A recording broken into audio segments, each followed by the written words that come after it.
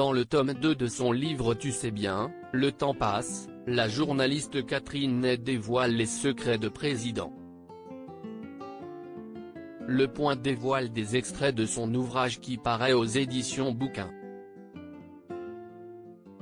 Dans cet opus, elle s'attarde sur les années 1995-2017, de l'élection de Jacques Chirac à celle d'Emmanuel Macron.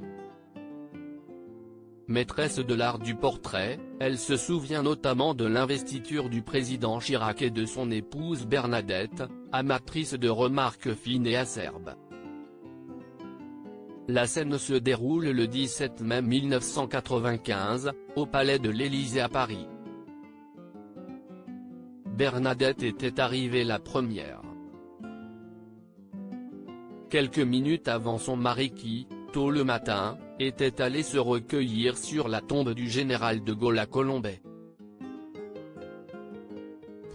La première dame, cheveux courts coiffés en bandeau, portait un ensemble en soie bleu ciel. Dior ou Chanel?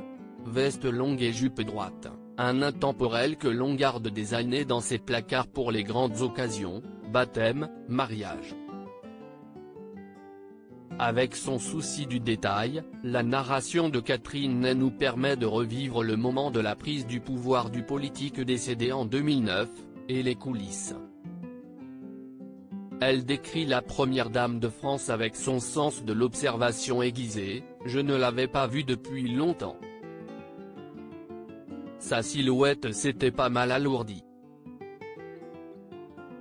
Son petit sac à la main, elle s'avançait d'un pas lent, précautionneux.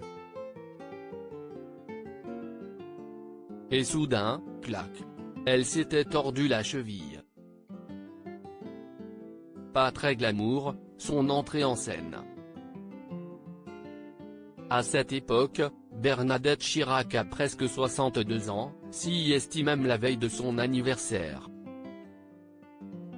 Une cheville blessée, quel cadeau devait-elle se dire? Catherine Ney doit la rencontrer mais le gendarme de faction se trompe et la conduit jusqu'à Claude Chirac, la fille du couple présidentiel. J'étais arrivé avec 5 minutes de retard et m'en excusais auprès de Madame Chirac en lui en expliquant les raisons, écrit Catherine Ney. Si est alors qu'elle lui répond, mais comment, vous ne saviez pas que le président était veuf?